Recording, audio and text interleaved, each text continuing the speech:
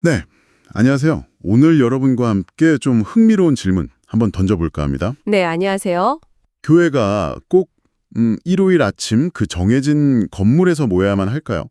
만약 그거 이상의 의미를 갖는다면 어떨까요? 네, 아주 흥미로운 시작인데요.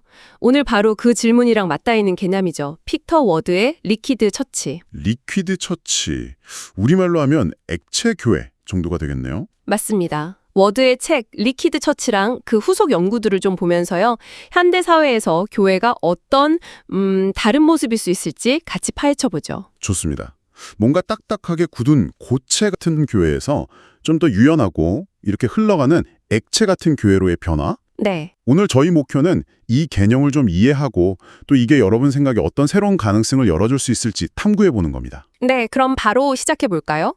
먼저 아주 간단하게 배경을 좀 짚어 볼게요. 사회학자 지그문트 바우만 아시죠? 네, 바우만. 그가 고체적 근대성하고 액체적 근대성을 이야기했잖아요. 그렇죠. 과거의 고체 시대는 뭐랄까 공장처럼 딱딱 예측 가능하고 안정된 구조, 평생 직장 같은 고정된 정체성 이런 게 특징이었죠. 맞아요. 반면에 지금 우리가 사는 이 액체 시대는 모든 게 그냥 끊임없이 변하고 흘러가죠. 네, 직업도 그렇고 관계도 심지어 뭐 나라는 정체성마저도 계속 바뀌고요. 그렇죠.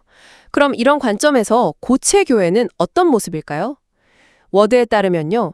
전통적인 교회 모습 상당수가 이 고체 시대 특징을 좀 닮았다는 거예요. 아, 예를 들면요. 정해진 시간, 정해진 장소, 딱 주일 예배 중심인 거요. 그리고 눈에 보이는 거, 출석 인원이나 건물 크기 같은 걸로 성공을 좀 측정하려는 경향도 있고요. 아, 들어보니까 알겠네요. 그 원 사이즈 피츠 올이라고 하죠. 모두에게 똑같은 방식의 예배나 프로그램을 제공하려는 거? 네, 맞아요. 그리고 교회 멤버십이나 어떤 봉사 역할이 뭐랄까 클럽 회원 자격처럼 좀 여겨지는 면도 있고요. 예측 가능하고 통제 가능한 시스템을 선호하는 그런 모습이군요. 네. 그런데 이런 고체적인 모습이 지금의 액체 사회에서는 점점 더 좀 잘 안 맞기 시작했다는 거죠. 어떤 점에서요? 예를 들어서 어떤 제도나 소속에는 얽매이기 싫어하면서도 신앙은 가지려는 사람들 있잖아요. 소속 없는 믿음이라고도 하죠. 아, 네. 그런 경향이 점점 늘어나고 있죠. 네.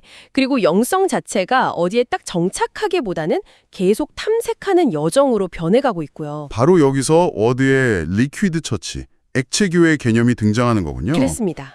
어떤 고정된 건물이나 프로그램, 틀에 박힌 모델이 아니라 교회를 하나의 상상, 끊임없이 흐르고 연결되는 네트워크로 보자는 거죠. 상상, 흐름, 네트워크. 핵심 키워드는 관계랑 흐름인 것 같네요. 정합합니다. 신학적으로 보면요. 성경에서 말하는 그리스도 안에서라는 개념 있잖아요. 네. 이게 단순히 어떤 조직의 이론이 되는 걸 넘어서서 그리스도와의 살아있는 관계 속에서 서로 연결되는 그런 유기적인 공동체를 의미한다고 보는 거예요. 관계 속에서의 연결. 혹시 좀 더 구체적인 예시가 있을까요? 삼위일체 하나님을 생각해 볼 수 있어요. 성부, 성자, 성령이 서로 분리된 존재가 아니라 끊임없이 사랑으로 관계 맺고 교류하면서 하나를 이루잖아요. 아, 페리코레시스. 그 상호 내주, 춤추는 하나님 이미지요. 네, 맞아요. 그 역동적인 춤처럼요. 액체교회는 교회가 바로 이 신적인 관계의 흐름, 이 춤에 참여하는 거라고 보는 거예요. 공식적인 멤버십이나 구조를 넘어서는 거죠. 와, 굉장히 흥미로운 관점이네요.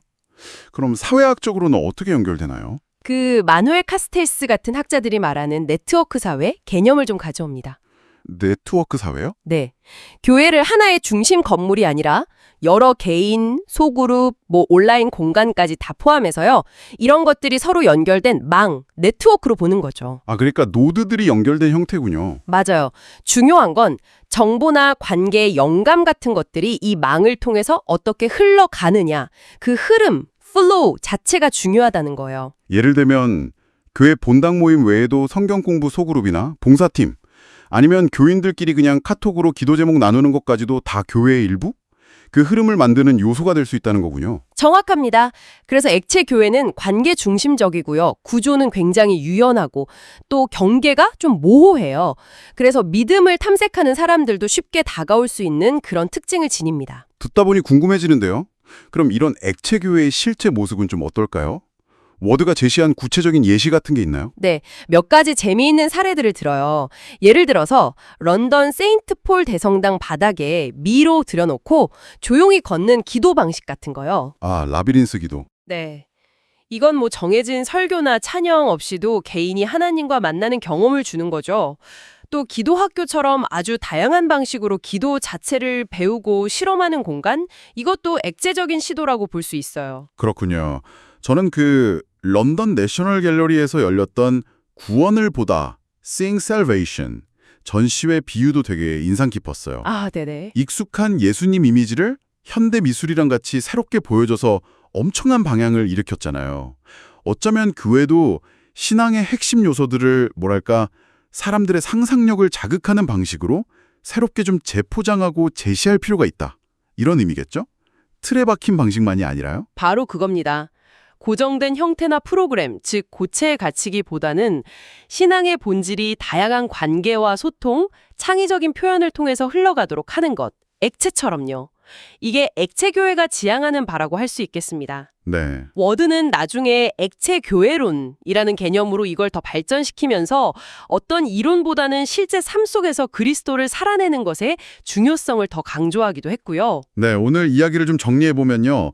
교회를 바라보는 관점을 전환하는 이야기를 나눴습니다. 단순히 정기적인 모임 장소나 조직이라는 고체적인 시각에서 좀 벗어나서 그리스도를 중심으로 한 역동적인 관계망, 그리고 끊임없이 흘러가는 소통과 경험의 액체로 이해해보자는 그런 제안이었죠. 네. 이게 여러분께 왜 중요할까요? 빠르게 변하는 세상 속에서 어쩌면 우리 각자가 속한 신앙 공동체나 아니면 개인의 영적 여정을 새롭게 상상하고 또 가꾸어 나갈 실마리를 주기 때문이라고 생각해요. 맞아요. 꼭 거창한 변화가 아니더라도 우리 주변의 작은 관계나 그런 흐름 속에서 교회의 또 다른 가능성을 발견할 수도 있겠다는 생각이 드네요. 그렇죠. 자, 마지막으로 여러분께 이런 질문을 던지면서 마무리하고 싶습니다. 교회가 점점 더 고정된 형태에서 벗어나 액체처럼 흘러간다면 우리가 오랫동안 당연하게 여겨왔던 거룩함과 세속, 또 교회 안과 교회 밖의 경계는 앞으로 어떤 예상치 못한 방식으로 허물어지거나 혹은